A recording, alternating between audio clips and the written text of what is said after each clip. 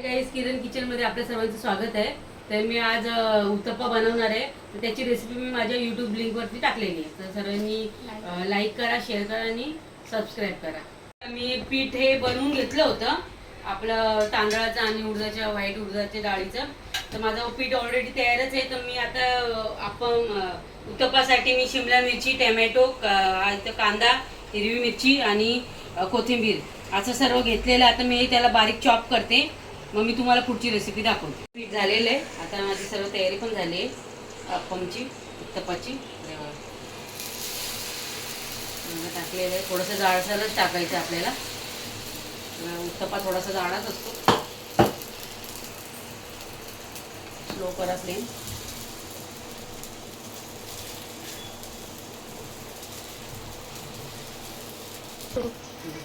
तर काही जेव्हा अशा प्रकारे असे भाजी टाकायची. सर्व भाज्या मिक्स करायच्या. जेवढे पण घरात आपल्या असतील, शिमला मिरची, वाटाणे, गाजर, बीट, सर्व जे आपल्याला आपण खातो ते सर्व, कांदा, टोमॅटो, हिरवी मिरची, कोथिंबीर असं हे सर्व ॲड करायचे आहे त्याच्यामध्ये. तर खायला पण खूप छान लागतो हा उत्तप्पा. बघा अशा प्रकारे असं टाकलेलं आहे. माझा उत्तप्पा बघू शकतो तुम्ही असं आहे. त्याच्यानंतर तुम्ही गॅसचा एकदम स्लो फ्लेम करा आणि साईडने असं थोडं असं तेल सोडा.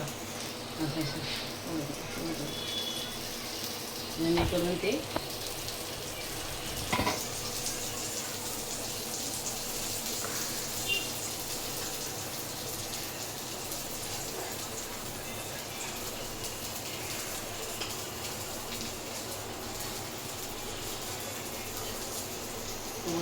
असं बनतंय व्यवस्थित. बघा असा माझा हा डोसा बनलेला आहे. आता मी हा उत्तप्पा ठेवलेला आहे. तर मी तेवढ्यामध्ये चटणी कशी करायची त्याची रेसिपी मी तुम्हाला सांगते. तर तुम्ही पुढच्या पेजवरती घ्या.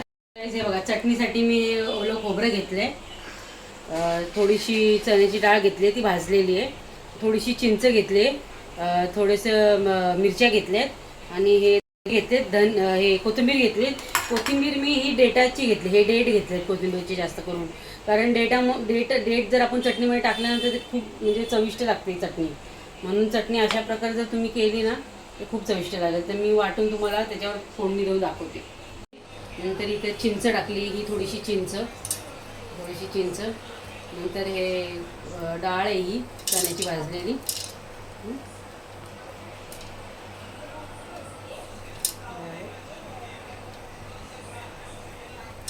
ही मिरची टाकणार आहे आणि खोबरं टाकणार आहे. खोबरं कापावं आपल्याला, मीठ टाकायचे.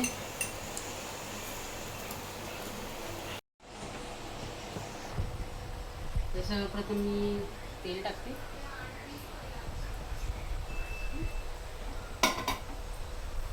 अर्धा चमचा राई,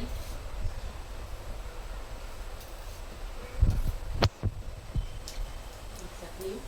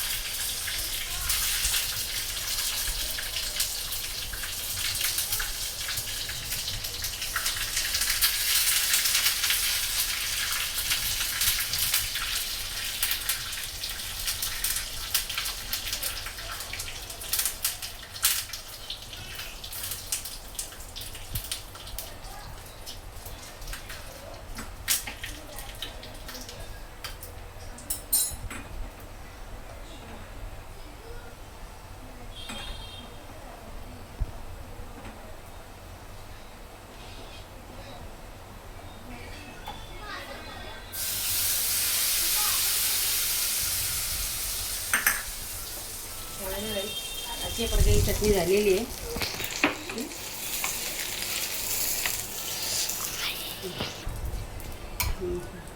ही खोबऱ्याची चटणी झालेली आहे. उत्तप्पा झालेला आहे. ही चटणी आहे आणि हा उत्तप्पा आहे.